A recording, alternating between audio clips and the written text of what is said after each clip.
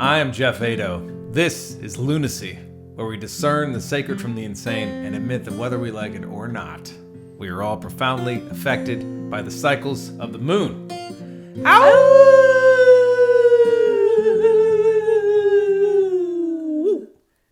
Why the howl? Why the howl? Because you howl at the moon, that's why. You know, it's very important to howl at the moon. It belies our inner wolf, you know what I mean? Is it because you're trying to get your guests to get silly? It's partially. The questions have already started. They don't always comply. Yeah, that's true. They don't. Neil Brennan did not howl. He was a non-howler, which was a very big surprise. I did judge him. I'm still judging him about it. Actually, I haven't talked to him since the podcast. And if you're watching Neil, you better howl next time. Okay, buddy. Okay. My guest today is me. We're flipping the switch up on this bitch. I can't say that. Can I say that? It rhymes so good. You can. We're flipping the switch up on this bitch. The bitch is a podcast. It's not my wife. Okay, just to be clear. I am the guest. Christine, my beautiful wife, is going to interview me. Why, you may ask, would I do such a thing? Well, a couple of reasons. One, I've got this huge concert coming up. Okay, it's like big. I'm taking a big swing. It's going to be at the Center for the Arts here in Grass Valley, which is a 500-seat theater that was remodeled and redone in 2020. It has amazing lights. It's got a huge stage. It's a big deal. Full band, getting a couple of dancers, got an amazing opening act. I'm really like putting myself into this, and it's beautiful, and I'm excited about it. So I want to talk about it and spread the word, and get you out there in Lunacy Land to come see the show. All right, September 14th, Center for the Arts, Grass Valley. Tickets on the website. Good. Awesome. And I also suggested it. I was like, why don't I interview you? That's true. This was all your idea, yeah. Honey Bear. So let's hope it goes well. Let's hope it goes well. So, so before we talk about the concert, I first want to talk about other things you do, like Lunacy. Like what inspired this podcast? And why Lunacy? That's a good question. What inspired this podcast? I've been wanting to do a podcast for a super long time, since kind of podcasts came out and I got into them. I was very inspired by Ira Glass and This American Life. Shout out. Much love to you, Ira. And just a lot of other podcasts that I really like to listen to. And I'm very intent on having empowering conversations with people. Like, I love to get into deep talks. I've always loved getting into deep talks with folks. And digging into like what makes you tick? Why are we here? Like, what's really going on behind the scenes? You have life, what's beyond the veil of the great mystery, honey.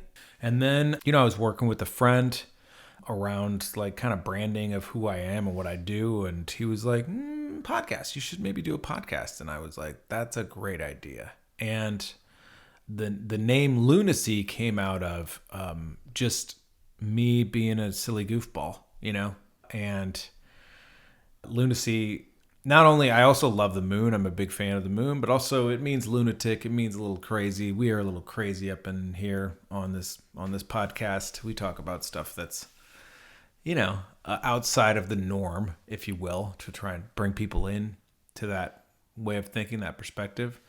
So yeah. And the mission of the podcast really is to empower people. It's really to like raise our level of consciousness, explore the limits of human potential, like really give us, myself and my guests and everybody listening, more agency in our lives, more purchase, so that like we can make the choices that most align with our highest good, our highest interests, with whatever we were here to do, or whatever it is that we've declared that we're here to do.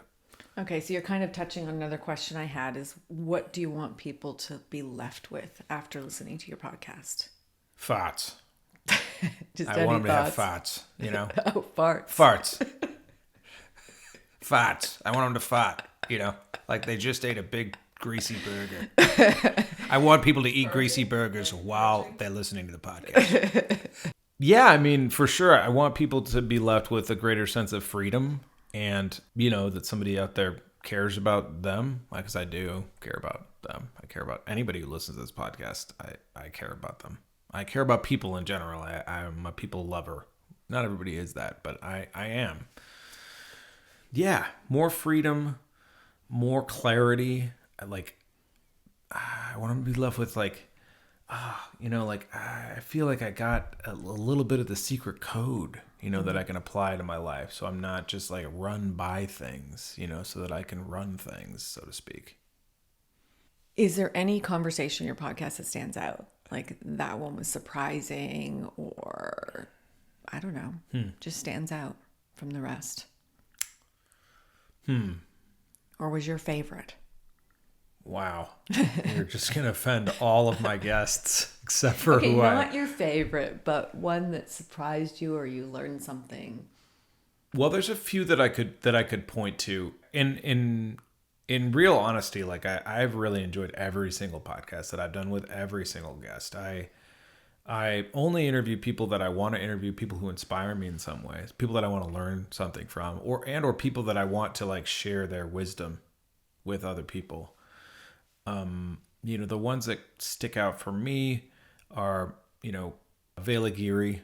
I can't remember what episode number that is, but Early on. It was earlier on. It was kind of in the middle of where we are now. Him talking about his experience in Vietnam and then going back there to reconcile, to me is like a mythic, epic tale and a really extraordinarily rare story of somebody who like really wanted to dig into those demons, like really dark war type demons, of like killing people and such, and then meditating and getting in touch with that, and then going to make a difference for the people that he harmed, going to let them know. That was super revealing and fascinating.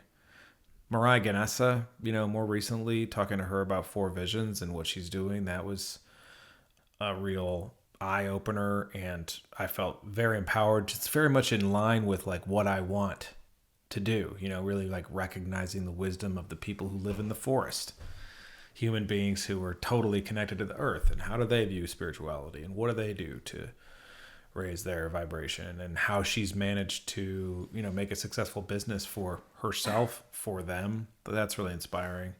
Oh, Shelley Covert, talking to her, she's the head of the Nisenan tribe. That was really a great interview. And also like going to the Nisenan Day, Heritage Day live, that episode was really important for me too, because she asked me to come interview her live in front of a group of 100 people. That was a really big deal for me. And I felt super honored. And it was a way of like doing another thing that I really want to do, which is to like, reconcile. For me, it's really important to reconcile our history here in this nation with the people who were here before we got here. That's really important to me, because I feel that they were genocidally massacred and wronged, and now we're realizing they had a lot of things right. And so like it's really important for me to honor them, and that was a way of me actually doing that. So that felt amazing. Yeah. And I'd like to just say one thing that I really like is that a lot of podcasts interview famous people, and you've interviewed some like Neil Brennan and Charles Eisenstein, and they're wonderful people. But, Vela's an example, and Mariah, of an everyday person that have done extraordinary things. Mm-hmm. And those stories are not often told unless you know those people personally. Yeah. So I feel like your podcast is an opportunity for those people to get some recognition and acknowledgement. Thanks. For what they've done. Yeah, I agree with that. Yeah, Charles is another one who, that guy changed my life, authentically. Not just talking to him. The interview itself was really profound and amazing, but also reading The More Beautiful World Our Hearts Know Is Possible. I've never had an experience of reading a book like I did reading that one. It was like the words just felt like they were electrified, and it was granted. Granted, I was in the middle of a 6-day fast, drinking oat tea. All right, so maybe I was enhanced a little bit, but really, like it felt like. But even before I started the book, before we did that, so yeah, it really, he really taps into the reality of abundance, the heart of generosity, the heart of being of service in a way that's like really logical. That's something that's really important to me, is like I feel like I volunteer with Big Brothers Big Sisters, and we went to this national night out where the cops throw this big to do. It was awesome. They do like a color parade where they throw colors at the kids and they spray them with a fire hose. It's like 300 feet in the air with the ladder, and they just have a bunch of swag. And it was like everybody wanted to get the swag. You know, it was all, how much stuff can I get? All the kids are running around, and I'm like, hey, we're here to like recognize people who literally are doing an act of service with their job to protect and serve. And so like, I was talking to my little brother with a couple of the police officers about, hey, you know, like, why do you do this? What do you get out of it? And they were very great and gracious with us about how great it is, you know, especially the helicopter pilot who's like rescuing all these people, you know, and like how amazing it is that he's like living his dream, you know. And here's Liam listening to this, you know, my little brother. That really made a difference because I like the dichotomy there was like, here we are celebrating these people whose lives are of service, and everybody's out to just get more stuff. And the thing that I feel is the most toxic thing in our reality is greed. And the gold that is so missing is like really being of service, really being generous with your time, really being generous with your heart and who you are. And like, I have this thing about it. I'm like, don't you see? Don't you realize the gold that's there to just be of service with your life and like come from that perspective and make it about the other people and not me?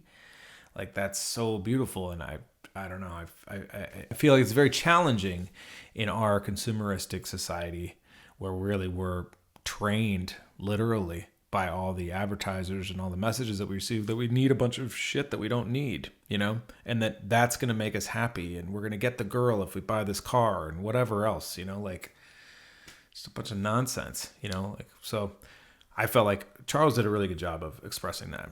Yeah, he talks about the coming from lack and scarcity has us be greedy. He says greed isn't really the problem. It's the scarcity and lack conversation. Mm-hmm. So I was going to ask you, what is the one thing, or maybe it's more than one thing, that you feel people really need to hear now? But I think I'm hearing you're saying being of service and how important that is. Mm-hmm. So if I'm somebody that's completely, you know, in the web of I need to gather things and own things and have a lot of things, and being of service just seems like work.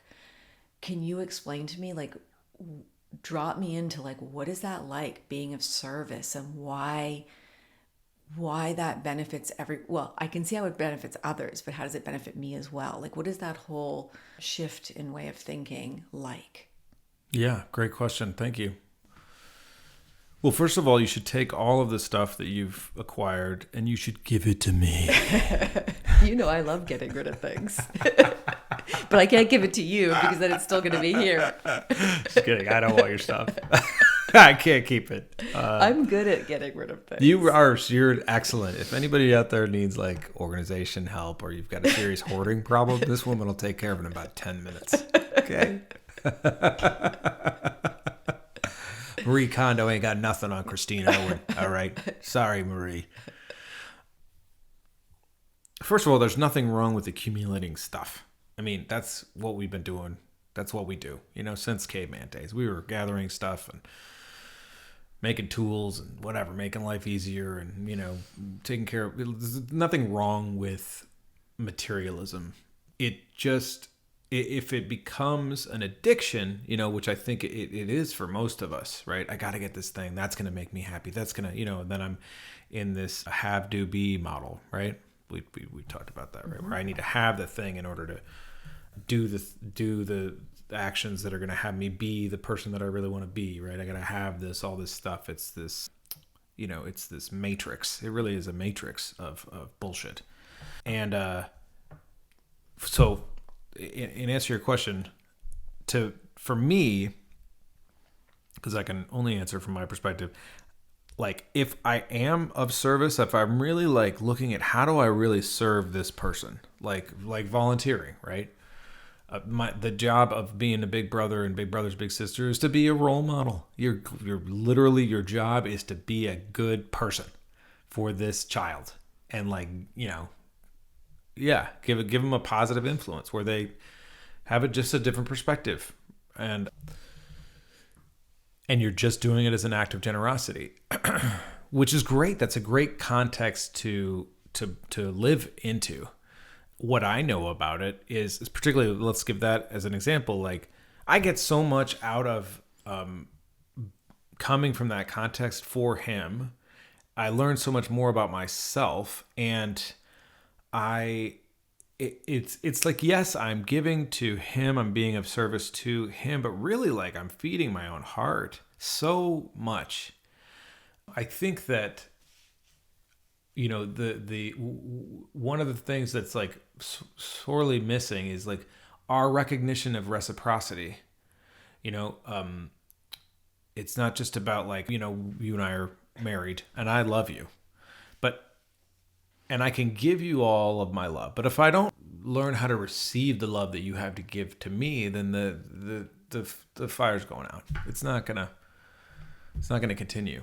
And that's true with life. I feel like with service, you are giving something of yourself, but you're getting so much more in return. You just don't see it immediately. It takes a minute.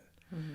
And also, if, like, for instance, with like music, right? And this podcast, if my heart is in, I am being of service to my guest to really get their story out, so that then I can be of service to the audience who's listening to this podcast, then that creates a space for gold to emerge. You know, it's like I get out of the way. It's not about me and me looking good or whatever. It's about what's going to be of service. How do I empower people with music, like with this concert, you know? And this has been a real tough one for me because, like, no doubt, part of why I do music, part of why I'm a performer is like to validate myself, to hear, good job, Geoff. Oh, that was amazing. Wow. You know, you really blew me away. And I can point to times in my life, even in high school, where people said something to me like that. Well, that's what stuck me on the path to pursuing acting, to pursuing music, you know, because I felt validated. Oh, now I'm worthwhile, you know. But that's vapid, and also it doesn't work if I'm thinking about, oh, I'm going to look good now. My performance is going to be terrible, whether it's acting or music. If I come from, how do I use this song to heal myself and other people, to really dive into the story so that people can relate to what it is that's being communicated through the song, then that's a totally different context, and it's way better for them and for me. And there's a lot more gold there. It's like, if I'm truly actually being of service, I'm taking the onus off of the need for validation. I stop the process of mental masturbation. I really start the process of like, okay, I'm just here to give. How do I be of service? What serves the story? What serves this song? What serves the performance? Then that opens up a whole world that is outside of me needing to make up for the idea that I think there's something wrong with me, you know, and that there's something wrong here, and be in the scarcity matrix. Like it opens, really being of service opens up into the reality of abundance. Like, I see there's so much, and I have so much, and I have so much to give, and I'm in gratitude, so therefore I want to give. Yeah, that's really gold. Yeah, and if I can add one thing, you know, it's so easy for us to be obsessed with things that aren't going well in our lives or challenges. And, you know, we can't stop our brain, right? It just keeps going and going and going. So in that moment of being of service, we can step out of that and not focus on that. It kind of gives us a break from that, you know, constant pressure we put on ourselves, and we focus on someone else and being of service. And then I feel like we can come back. My experience is I can come back with a different perspective on my own situations. So it's also, you know, if somebody asks you for help, they're actually doing you a favor sometimes, because it has you step out of your own kind of world. Totally. So that's another thing people can, you know, lean on when it comes to being of service and the benefits. Yeah, exactly. That's beautiful. Yeah, I mean, I because I think I know for myself, and I imagine other people are the same way.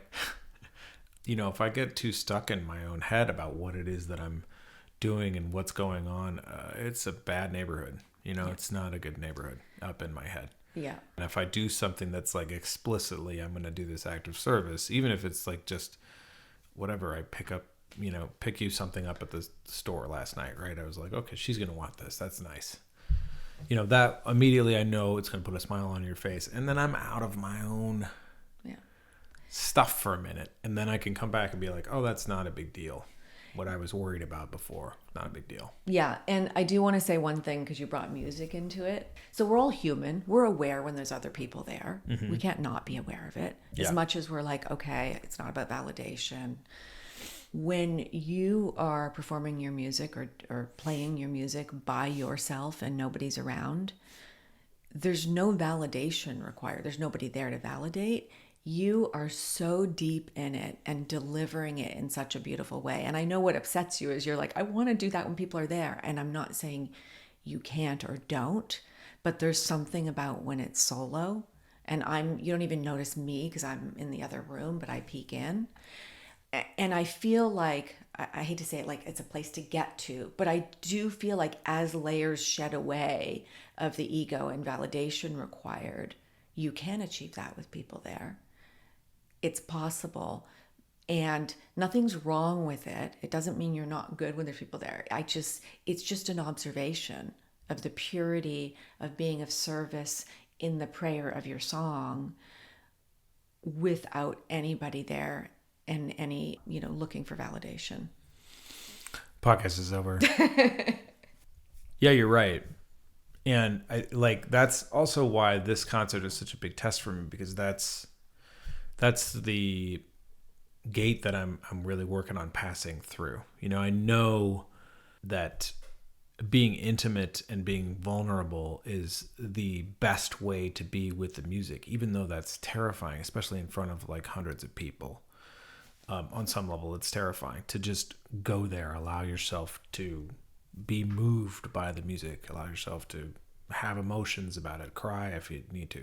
Not that I'm going to be crying. I mean, who knows? Maybe I'll cry in the concert. Good chance. Good chance, actually. Yeah. Come to my concert to watch me cry.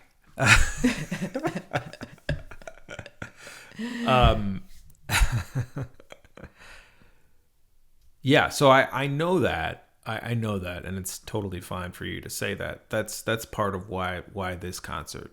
Can I bring that same level of intimacy to a large group of people that I bring just to myself when I'm sitting with and playing. Or to the unseen. And to the unseen. Yeah, I mean, that's who you're bringing it to. That's right. This sounds crazy.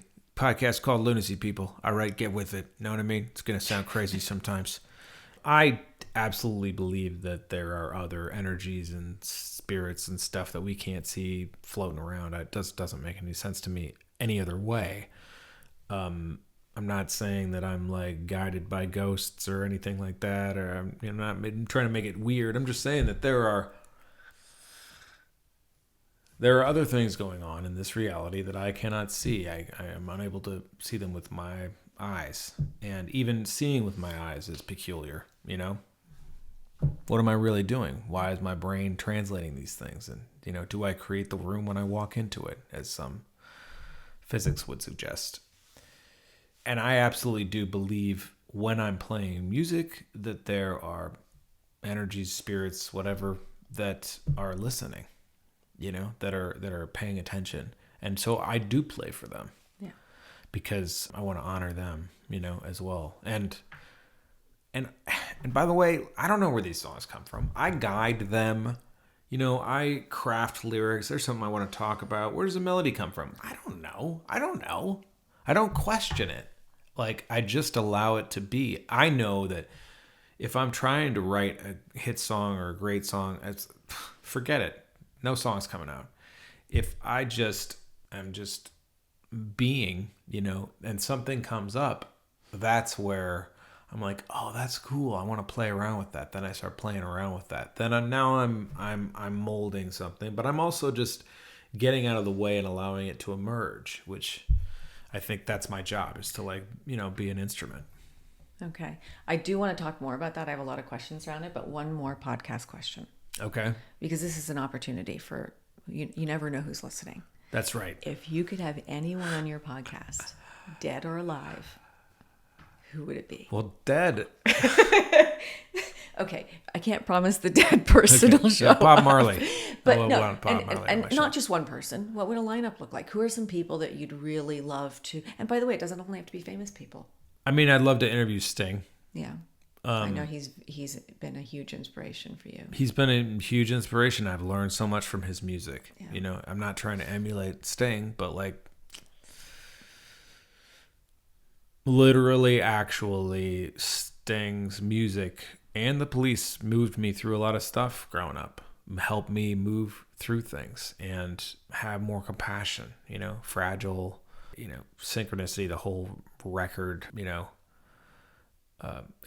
like there's so much wisdom in his words. Like he's somebody that I really want to be like, I just want to drop in with him, He also drinks or has drank ayahuasca. So then we have that in common. Yeah. Who else? Yeah. The Dalai Lama. Yeah. Yeah, I really want to talk to that fella. How about Jesus Christ? I'd like to talk to Jesus Christ if you know him. Can you get me in? I feel like I'm talking to him all the time. He's already in me. But I would like to interview you, Jesus. What about Alan Watts? Alan Watts would be amazing. I want to interview him. Unfortunately, he's kicked it. Yeah. But yeah, I mean, there's also plenty of like musicians and politicians that I'd love to interview. And you know who I'd like to hear you interview? People that I don't know who they are, but like I said earlier, some ordinary people who have done like really extraordinary things whose stories are hidden. Yeah. I like more of that because all the people you've mentioned would be amazing to interview.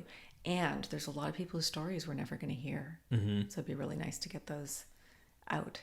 For sure. Okay, so humor. I want to talk about humor. Because actually, when I met you, I knew you first as a comedian. Yeah. Before podcaster, actor, or musician. I didn't even know you were a musician. Mm-hmm. How does comedy and humor play a role in your life? It's the thing that prevents me from killing myself. Yeah. And others. That's right. No, and you don't people. have a desire to kill others. Yeah. How does comedy serve me in my life? Making fun of things. Yeah. I mean, it's so fun to laugh. It's such good medicine. It brings me into the moment. It allows me to not take life so seriously. Because I have that tendency to, be really, really serious and really driven to get this thing that I want, which then fails because I'm so serious. I'm too serious about it.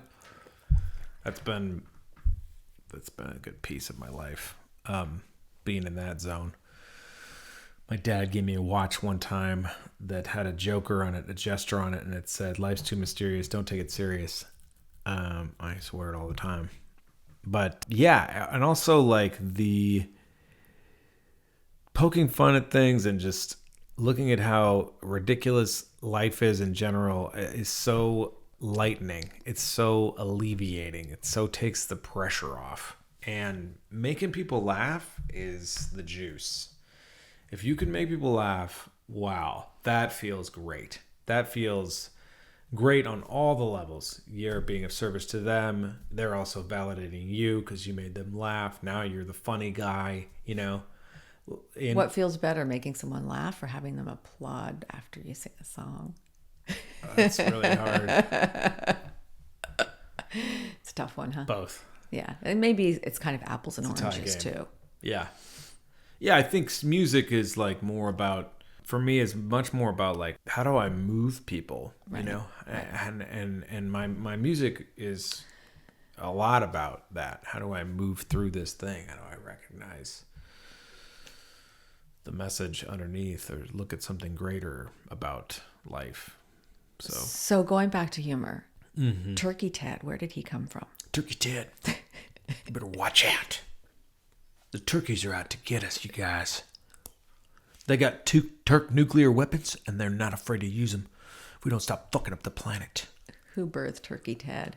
Who birthed Turkey Ted? Turkey Ted birthed Turkey Ted, honey. What a dumb question. Obviously, Turkey Ted's mom. How did you incorporate him into you? It's clearly an incorporation. Turkey Ted.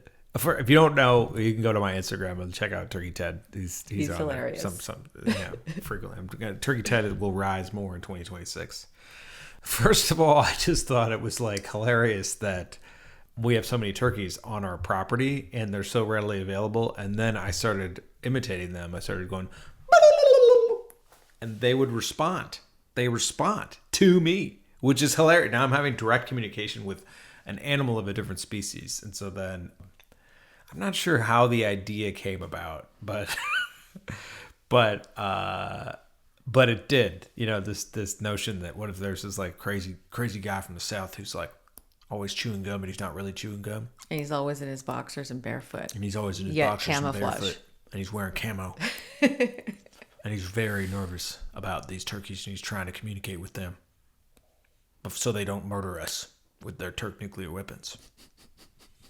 For fucking up the planet. Yeah. So there's a message in there too.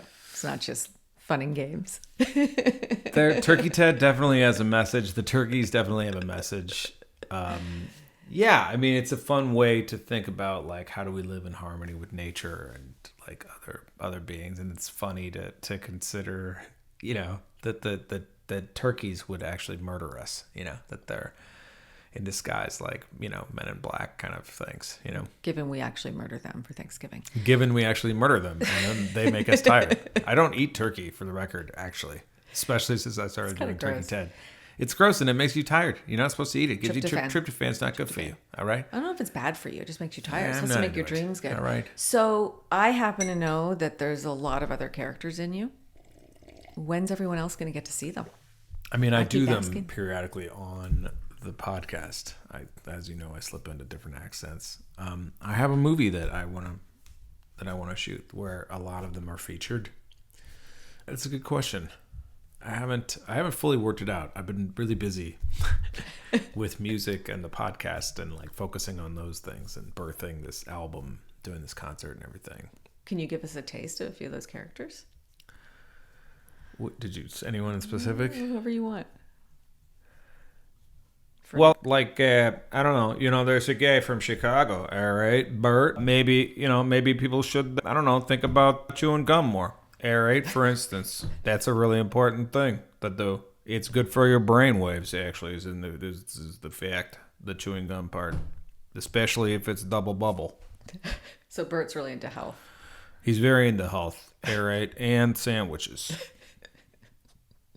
He's all about the digestive enzymes. You know what I mean? You can have a pork sausage on a slider, all right, as long as you go ahead and eat your ginger afterwards. They make those Chinese homeopathic pills. Those are the bomb. All right.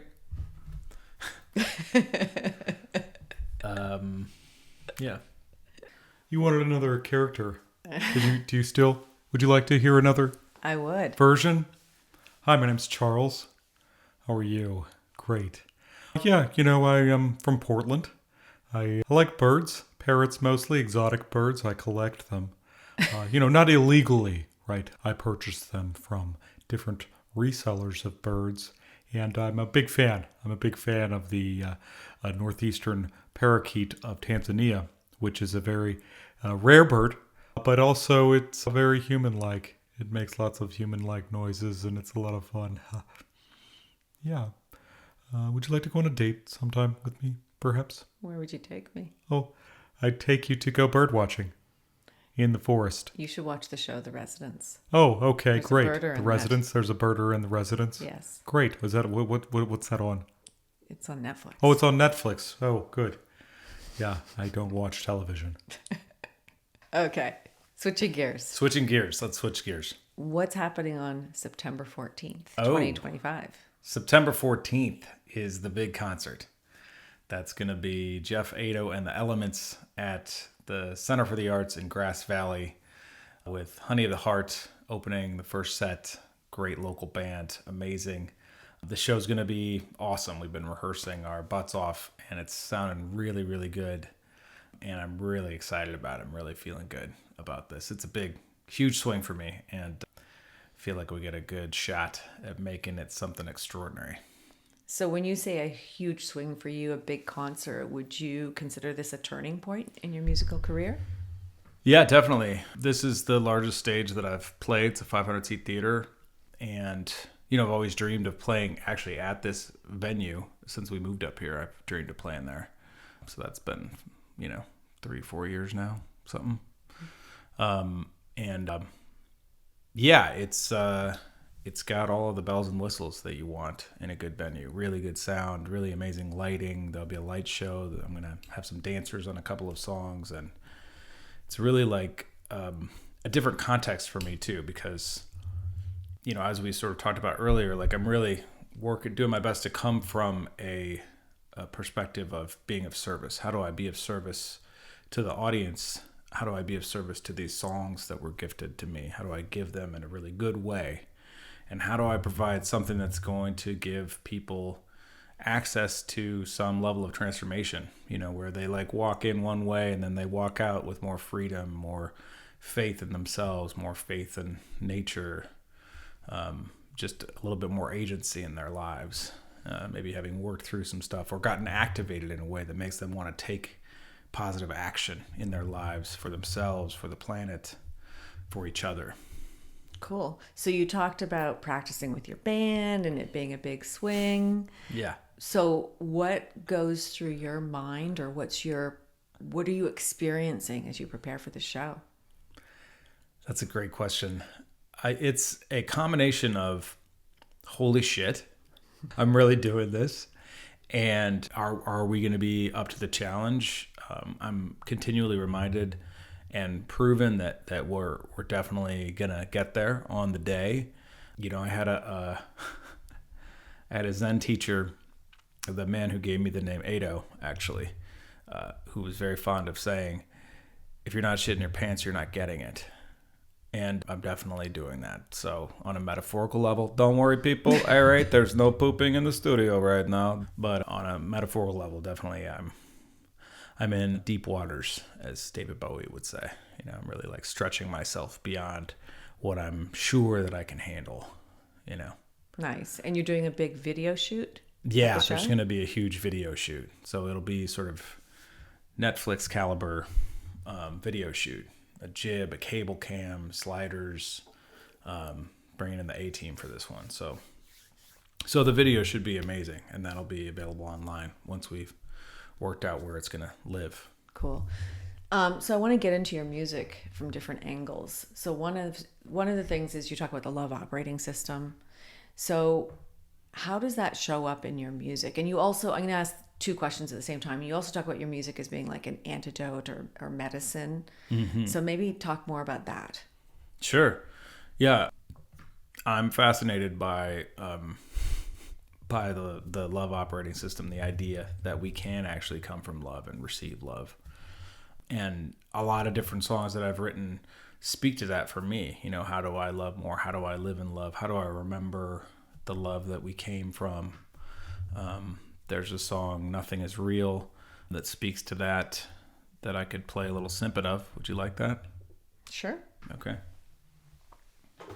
So I'm not going to play the whole song, but hey, sorry, Stella.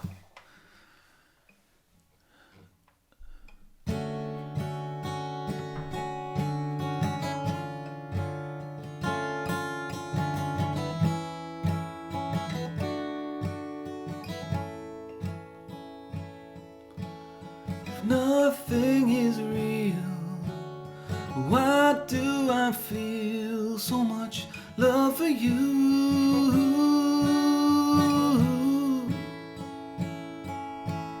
If nothing is real, then why do I feel so much love from you?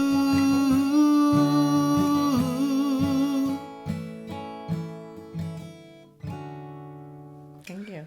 That's the chorus. Yeah. But the idea there is, why do I feel so much love for you? And then why do I feel so much love from you?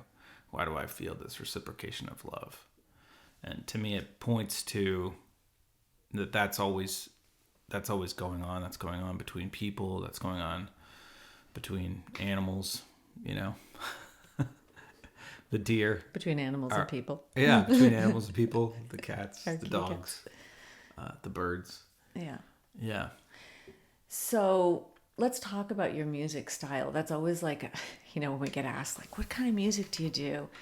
I don't know. I find like, for me, sometimes I struggle with it because it doesn't just like fit in a place, an existing place, in my opinion.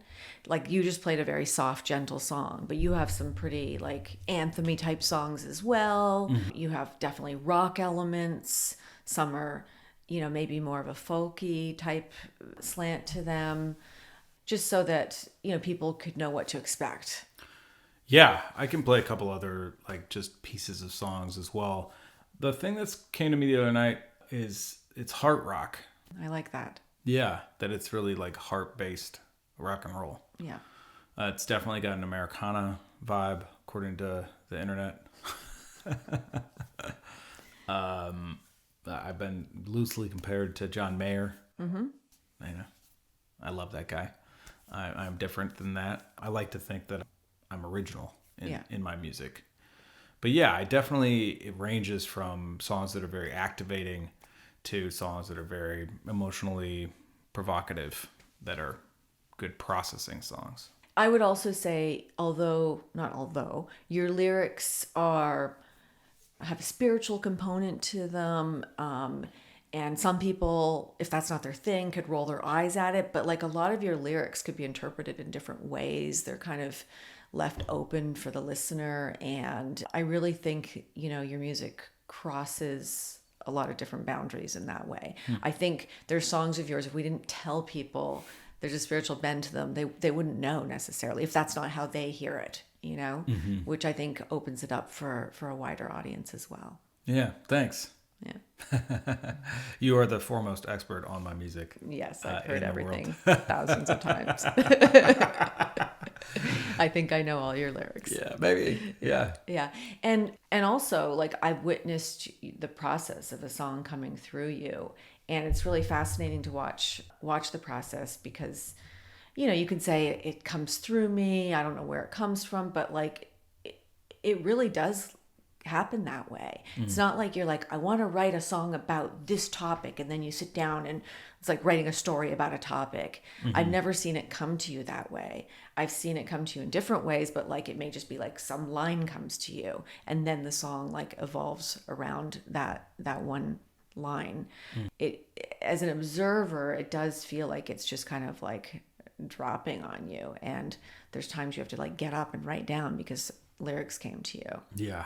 That happens pretty often. Yeah. I wake up in the middle of the night thinking about it, and then I'm like, oh, it could be this. And then I'm up. Yeah. Or a melody comes to you. Yeah. Yeah, that happens a lot. Yeah. So it's really cool to observe that, and that's something people don't get to see. Yeah. So thanks. maybe one day we need to do a behind the scene video. I'll post at 3 a.m. when I'm doing a song. Yeah, I'd love to share maybe a little bit of Warrior. Okay. Which is the different vibe than the one you just played. The latest song that I've played, that I've written. Well, almost. I'm working on a couple new ones right now. Yeah. But yeah, I'll give you a little taste of this one. Praying for the warrior, hiding in the night. Praying for the warrior, the guardian of light. When he stands to meet us, will we run and hide, or will we let him greet us, aid us in the fight?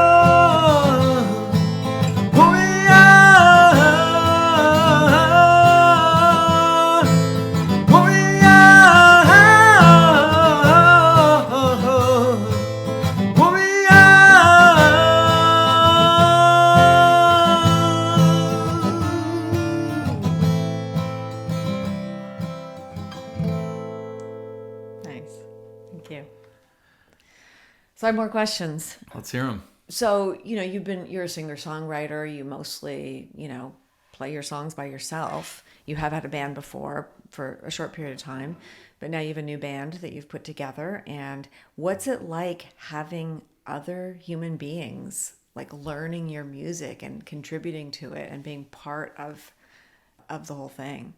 Yeah, it's really an exceptional blessing, quite frankly. It's really moving. And, these particular men who are supporting me are very talented. Kip Bailey on drums was with me in the last bigger concert that I did.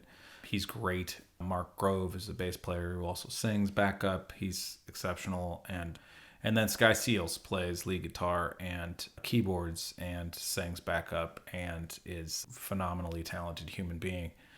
And, all of them really love the music, not from any other place than just genuine affection. And yeah, having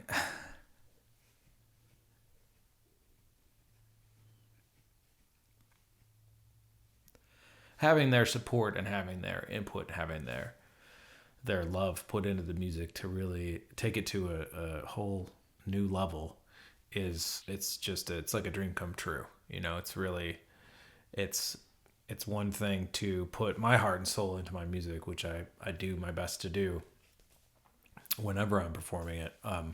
But it's a whole different animal to get a group of men together or people, they just happen to be men in this case, who are really, fully giving themselves to this music, to this expression, to raise the level so that it hits harder, so that it reaches deeper, so that it rocks more. Yeah, it's been awesome. Yeah, I'm moved when I hear you guys practice because, again, I've heard those songs from you alone for quite a while. So it's really exciting to hear other people be part of it. And like earlier in the podcast, we were talking about having guests on Lunacy whose stories wouldn't be told because they're not necessarily famous people. It's the same with your music. Without you getting it out there, your story isn't told. And your story isn't just about you. It's medicine for all of us.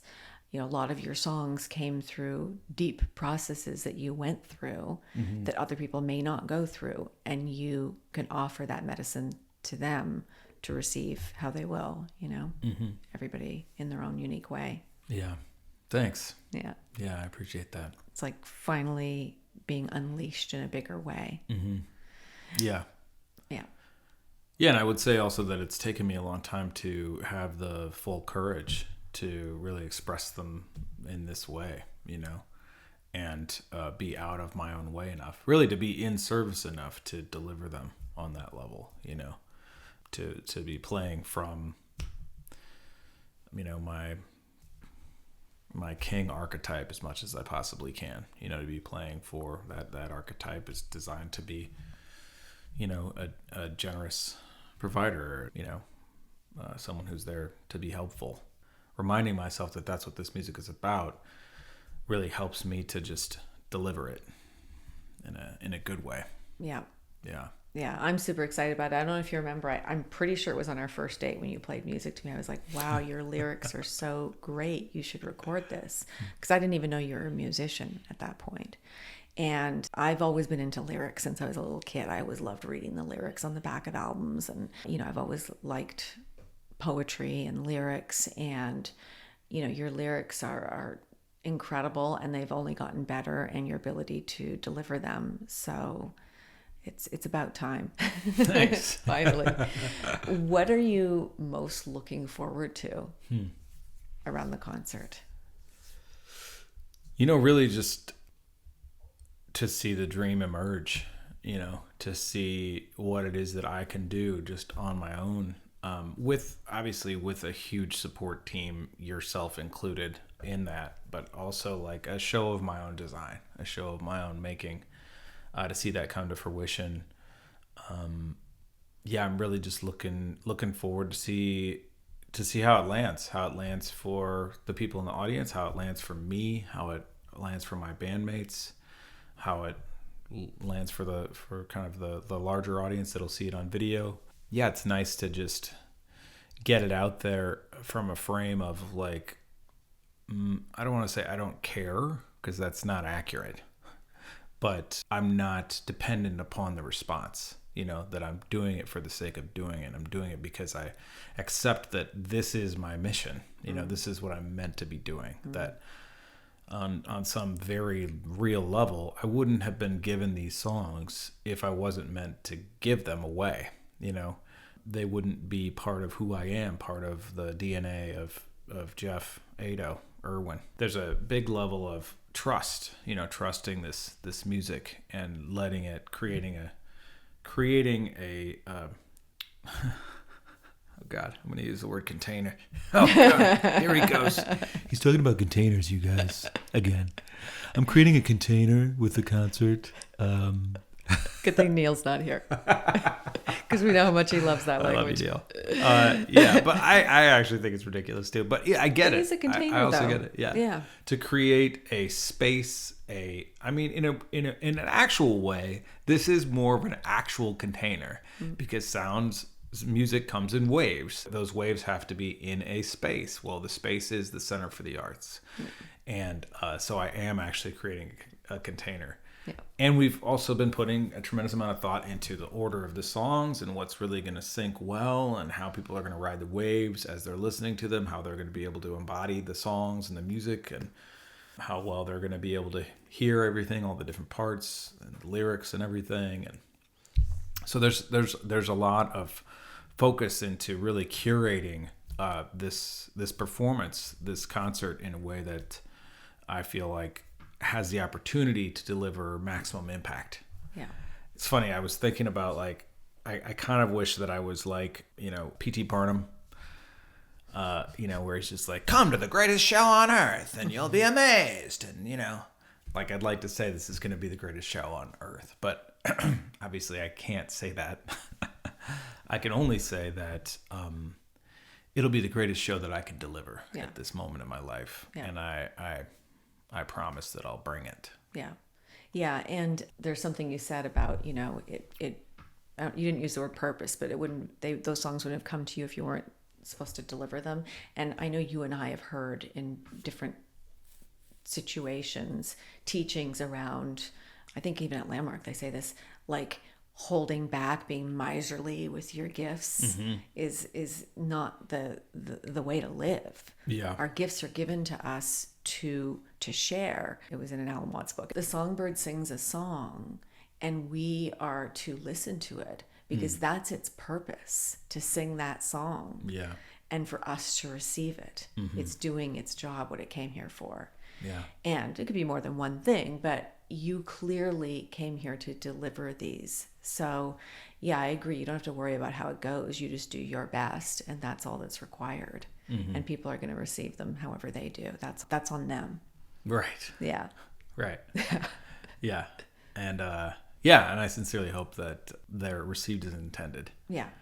And I would imagine it'll feel fulfilling, almost like an exhale, to deliver what you have to deliver. That'll, a lot of people will hear for the first time. Yeah. I also wanted to point to something that you said, around not being miserly with our gifts and really like expressing ourselves and giving the gifts that we've been given to give. I often think about continuous death, right? This idea that if I hold myself in a space of, if I were to die in this moment, would I be satisfied with my life, having lived it the way that I have, And also when I get to my death, there's a lot of Buddhist meditations. The Dalai Lama every morning meditates on his own death. When he gets to that space, how is he going to face his own death? And that's a really rich tradition to consider because it has me live a lot more fully. And I know for a fact that if I get to the end and I didn't do this concert, I'd be like, oh, come on, man. You didn't. But Geoff, you got all these songs. What are you doing? What do you do that? You should do that. You shouldn't have done that. You should have done it. It's too late now. Yeah. I don't want to be part of the too late club. Shitting all over yourself. Yeah. On my deathbed. Yeah, absolutely. So this concert isn't just about you. It's about bringing the community together as well, right? 100%. So what does that mean to you? Yeah, we moved up here because we wanted to be closer to nature. We wanted to live in a more, it's dangerous to say, but a more conscious community. I feel like that's that is this place. People are, really contemplating their own existence more. There's a lot of medicine work. There's so many different healers of various capacities, acupuncturists, osteopaths, Reiki healers, all kinds of, it's like abundant in this area. People are going on hikes. There's a lot of incredibly intelligent people. When we went to the mine meetings around stopping the Idaho, Maryland mine from opening up in this area, we witnessed a tremendous amount of incredibly intelligent people who knew exactly what they were talking about regarding the science of nature and the effects that the opening of this mine would have on the community. And so I feel like I feel so lucky and privileged to be a part of this community with these people. And so in a big way, it really is like also a gift to the community. It's like me singing my song to this community, including Wells Run Dry. And so that feels great. So people can go to Spotify to listen to your music. I think you have 6 songs there. And what's coming next? Yeah. So I'm releasing 4 new songs at the time of the concert, which are Free, which is a really sweet opening into love kind of a song. Ordinary Night, which is the title track of the album, which is a really interesting, mythical, epic journey of a song. Falling to Pieces, which is a really beautiful love song, really about that moment where you really want to tell the person that you love them, but you're afraid of saying it. That moment that you jump off the love cliff with a partner. And then All There Is, which is a really meaningful song to me. That's a kind of a journey from the darkness and tragedy of life into the light and beauty of it. Cool. And so this concert, do you see it as a launch point for something bigger? Definitely. Yeah, it's definitely that's what it is for me. This is me taking a larger stage and also just putting my talent, my love, my gifts out there in a way that's undeniable for myself and for others. And I'm really looking for it to help spur me into doing other shows and larger venues in different cities. Awesome. Yeah. So, we didn't talk about everything you do, but we talked about your podcast and comedy, and you have a movie you want to do, and you're doing this music. And we know from listening to your other podcasts, you sit with ayahuasca, and you've got like all these things going on. So what practices do you have to keep you grounded in all of this craziness? Drinking. Yeah. Alcohol is great for... Just kidding. Just joking about the drinking thing. Meditation for me is incredibly important. Not everybody's called to meditate, but I do. I meditate every single day. And lately I've been sitting with hape, which is a medicine that comes from Peru and the Amazon, Brazil. That's like a mixture of trees and some tobacco. I sit with that. And then I do this thing that I call the Dao Bao, which is like kind of a Qigong, Tai Chi mashup kind of a thing that I came up with a long time ago that I was blessed with. And I do that every day. And it's a lot of back stretching and reaching out and praying and connecting with nature. And yeah, I do that every day. So I meditate for about at least somewhere between 30 and 45 minutes every day. And I also have been doing the cold plunge pretty much every day lately. That's been super challenging. It's really putting yourself into a situation of discomfort, but it feels amazing when you get out of there. And I know that it's had a lot of beautiful health benefits for me, and I can feel that. So is there anything else that you want to share that we haven't touched on? Circling back to the beginning of the podcast, you asked me why I do this podcast, and a lot of it is so many of the conversations that I have are around what do you do when you're triggered? What do you do when you're really frustrated with somebody? And the person that I get most triggered by and most frustrated with is you, honey. I know. And I just wanted to say, like, as I'm learning to better and better navigate, as we are learning to better and better navigate our triggers, I want you to know that I'm really grateful to you for triggering me. Like, I'm not resentful about it. I'm really thankful that I have somebody that's with me that's willing to like work through those triggers and look at the deeper causes and origins. And I'm really committed to you and our marriage together. And I feel like doing this podcast, having these conversations is really helpful for me to reflect on how it is that I am with you and what we are about. That's great, because I'm going to keep on triggering you. Likewise. So you know where this ends, as all your podcasts end. Oh, yeah. Okay. For you, Geoff, Oh. what is sacred and what is insane? Wow. I don't know why I wasn't expecting this question. For me, what is sacred is tuning in and trusting the great mystery that I am here for a reason, that I am being guided, that all these lessons that I'm learning, as challenging as they are sometimes, are there for a reason, that I came here to learn them. And acknowledging that, being grateful for this life, being grateful for this breath, being grateful for this speech, these words, is sacred and so dear to my heart. And what is insane is denying all of that. What is insane is just thinking that it's total happenstance, that, you know, we just appeared here out of thin air and, you know, that all we got to do is get through it. You know, what's insane is not embracing the great mystery, not pondering what this is all about, not thinking more deeply, getting hooked by all of the nonsense and things that are constantly stealing our attention away from us.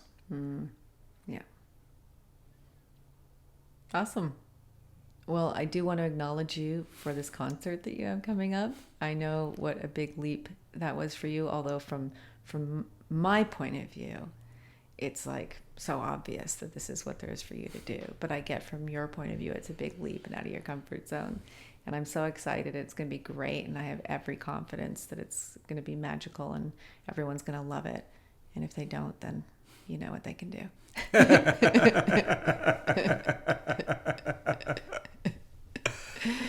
That's great. That's great. Thank you for that. That really hits me deep. And I want to acknowledge you for being so incredibly supportive of me and of us and of our life together here, and of supporting my purpose and your own purpose, and continuing to go on this crazy journey with me, doing ayahuasca journeys and, you know, making music and building community. And I'm so grateful that you're my wife. I love you so much. I love you too. Thank you. Thank you. All right. If you want to support this podcast, go to patreon.com/Lunacy podcast. If you want to come see my show, and I highly, highly encourage you to do so, go to centerforthearts.org and click on Geoff Eido and the Elements for September 14th with Honey of the Heart. Much love, everybody. We'll see you next time.